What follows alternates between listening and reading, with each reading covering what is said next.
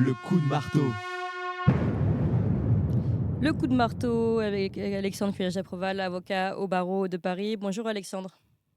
Bonjour Clémence. Et bonne année 2024. Alors aujourd'hui, pour bien commencer l'année, nous, jusqu'à maintenant, on avait un discours, tout le monde était là, non mais il faut être positif, il faut croire en Gabriel Attal, on a entendu Christophe Boutin, même ici nos chroniqueurs tentaient de voir dans la loi de souveraineté énergétique de la France des points positifs. Donc on est très positif, mais là, je crois qu'on va être un petit peu moins positif dans les perspectives de 2024 pardon, avec vous, puisque vous voyez sous 2024 plutôt le signe d'une nouvelle URSS. Oui, absolument. Alors, de très bonne année à vous, aux auditeurs, même si, malheureusement, je ne veux pas me faire prophète de mauvais augure, enfin, oiseau de mauvais augure, mais ça commence pas très bien. Alors, ce qui m'a inspiré l'idée de cette chronique, c'est que cet après-midi, je viens à Paris pour une commission de conciliation s'agissant de l'encadrement des loyers. Alors, vous Hmm. savez que Paris, mais maintenant comme de nombreuses villes en France, a la possibilité d'encadrer les loyers. Alors tout ça part, comme d'habitude, d'un très bon sentiment, mais vous savez que l'enfer est pavé de bonnes intentions. Il s'agit à l'origine de se dire, les loyers sont trop élevés à Paris, donc on va les encadrer pour permettre aux gens de pouvoir se loger, et notamment à la classe moyenne. Sauf que, eh bien, vous ne vous a pas échappé que le foncier à Paris explose, qu'il est quasiment impossible d'acheter un appartement quand on a des revenus normaux, voire élevés, mais sans être indécents. Et donc, que se passe-t-il? Les propriétaires donc, achètent, et souvent, quand vous achetez un appartement à Paris, c'est l'investissement d'une vie. Vous l'achetez, vous le rénovez, vous le mettez sur le marché, et vous pouvez instaurer un complément de loyer. Et là, le locataire vous attrait devant une commission, puis devant la justice pour dire: «Ah non, non, non, j'avais signé un contrat avec vous, mais en fait, je compte me dispenser du contrat pour voir réviser le loyer à la baisse». Ah oui. Alors, comme d'habitude, à l'origine, il s'agissait de protéger les locataires. Mais si on ne peut plus trouver un prix de marché pour un bien, les propriétaires ne vont plus investir. Donc comme d'habitude, il y aura plus de biens pour les locataires, et Ouais. donc s'il y a plus de biens, la loi de l'offre et de la demande va faire quoi? Va faire augmenter les loyers. Mmh. Donc vous voyez, comme d'habitude, c'est le serpent qui se mord la queue, des trucs, d'énarques. Alors je crois que notre nouveau premier ministre n'est même pas énarque, parce que tout le Mmh. monde dit que c'est un type brillant, politique, je crois qu'il a jamais gagné une élection. Non, il a fait Heu, Sciences Po, mais ouais. il a fait Sciences Po, Sciences Pipo comme on l'appelle, par chez nous. Vous vous rappelez Clémence? Il a jamais mis les pieds dans une entreprise, sauf dans son stage de troisième. Mmh. Enfin bref, je vois pas où le type est brillant, si ce n'est d'être ouvertement homosexuel et de passer ses vacances avec le sinistre Véran. Voilà. Donc, je suis allé regarder les lois qui vont, accabler les propriétaires là en 2024 et puis 2025 et le reste. Alors on a des perspectives européennes, parce que vous savez que nous ne sommes plus souverains depuis longtemps.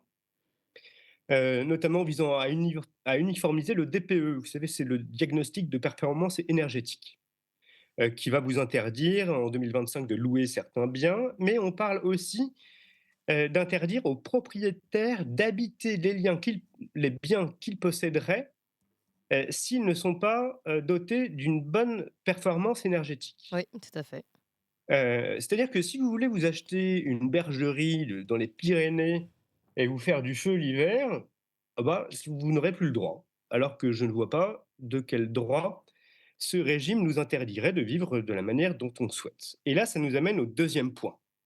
C'est que il y a un nom pour ce genre de régime qui souhaite modifier radicalement le mode de vie des gens au nom d'un principe idéologique. Et là, le principe idéologique, vous l'avez reconnu, c'est le principe écologique. Eh ben oui, ma brave dame.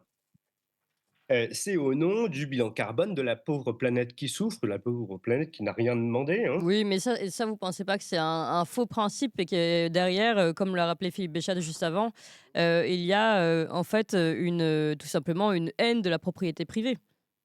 Il y a une haine de la propriété privée, et ça m'a rappelé une phrase de Lénine, le brave camarade Vous Lénine. avez des drôles de de références. Allez-y. Mais oui, mais qui disait le socialisme, c'est les soviets plus l'électricité.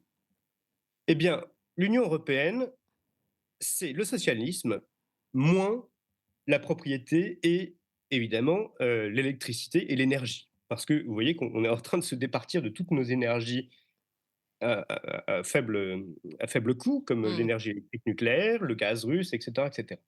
Donc c'est vraiment un projet inversé. Mais ce qui compte, c'est vraiment de voir que ce principe idéologique, eh bien, c'est lui qui va structurer le mouvement qui vise à changer les hommes, leurs habitudes et surtout leurs pensées.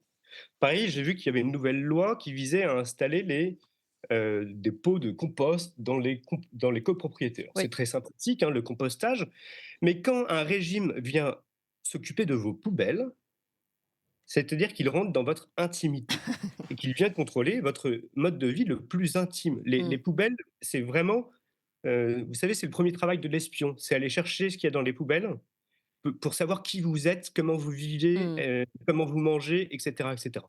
Donc on rentre vraiment dans votre, intimité Intimité. et je voudrais quand même rappeler une chose, c'est que le totalitarisme, c'est pas un simple mode de gouvernement. C'est même pas une dictature, hein. Une dictature, c'est un principe de gouvernement déjà qui est légal, qui est provisoire, qui répond à l'urgence et qui répond à l'intérêt national ou à l'intérêt de la cité, chez les Grecs ou chez les Romains, qui, décrétait la dictature. La tyrannie, c'est le pouvoir non légal, arbitraire d'un seul. Mais généralement, le tyran ne cherche pas à modifier le mode de pensée, le mode de vie des gens. Il cherche simplement à se faire obéir. Alors, obéir n'importe comment, à n'importe lequel de ses désirs, mais ça reste un principe d'obéissance. Le totalitarisme, lui, je l'ai dit, il cherche à modifier l'homme. Il cherche à faire l'homme nouveau, l'homme pur. Mmh. Il doit lui faire expier ses péchés. Alors, c'est l'arien chez les nazis, c'est le fasciste chez les fascistes, c'est le prolétaire chez les soviétiques. Eh bien, aujourd'hui, c'est euh, l'homme écologique, l'homme de la planète, et c'est toujours un universalisme ou à tout le moins un internationalisme, Mmh. comme l'Union européenne, qui ne cesse de croître, d'essayer de s'adjoindre de nouveaux États qui sont de moins en moins européens, mais qui doivent correspondre à son idéologie et non pas à sa géographie, ni encore moins évidemment à ses intérêts. Oui. Donc voilà un peu où nous en sommes, mais c'est pas très amusant parce qu'on voit vraiment petit à petit tous les signes du totalitarisme se mettre en branle. Et quand on voit qu'on a su exclure une large partie de la population il n'y a pas si longtemps au nom d'un principe supérieur, une idéologie sanitaire, Mmh. hygiéniste, Mmh. eh bien, nous voyons que nous y allons à À grands grands pas. pas et que, les premiers signaux, ne font que se renforcer avec, en effet, l'abolition de la véritable propriété privée. Parce que comme vous l'avez rappelé, pour faire simple, aujourd'hui, même un propriétaire peut, être privé de sa propre propriété si elle ne correspond pas au bilan DPE, au bilan énergétique. Ça pose quand même de grandes questions, en effet, c'est toutes ces contraintes sur les propriétaires, sur la propriété privée. La propriété privée qui est, en fait, la première défense contre, justement, cet esprit totalitaire. C'est ce que vous essayez de nous expliquer, Alexandre Huyache. Bah, absolument, enfin, c'est une défense, mais enfin, c'est surtout la première chose qui est attaquée par le Ouais, ouais. totalitarisme. On l'a bien vu chez les socialistes, enfin chez les soviétiques, mais également dans le nazisme, également dans le fascisme, parce qu'ils veulent, empêcher l'individu de vivre par lui-même, Oui. de penser par lui-même Mmh. et de déployer son autonomie. Alors personnellement, individuellement, mais également en famille ou en communauté choisie et non pas en communautés imposées par l'État. À ce titre, j'avais pensé en réfléchissant à cette chronique, à un livre que j'avais lu il y a quelques années qui s'appelle «L'Union européenne, une nouvelle URSS», un livre extrêmement important qui a été écrit par un ancien dissident soviétique qui s'appelle Vladimir Boukowski et que vraiment je recommande à vos auditeurs parce qu'il avait tout vu, Mmh. heu et il fait le parallèle très, très inquiétant dès 2005, hein, entre l'Union européenne et l'URSS en disant: «Mais vous ne voyez pas dans quel monde, vous vivez. Alors aujourd'hui, on vous parle de démocratie, de droits de l'homme, de progrès et cetera, mais vous ne voyez pas qu'il y a une chape technocratique complètement déconnectée, idéologique, internationaliste et socialiste qui met la main, sur vos pays et qui va transformer petit à petit l'Europe en nouvelle URSS. Eh Mmh. bien, j'ai l'impression que ce n'est plus de la prophétie, mais que nous y sommes. Eh bien, merci beaucoup, maître Cugnage d'Apreval, pour ces bons vœux 2024. On a compris que vous êtes plus sceptique que d'autres, mais beaucoup d'ailleurs vous remercient pour ce réalisme. Et puis il y en a un qui est peut-être aussi assez sceptique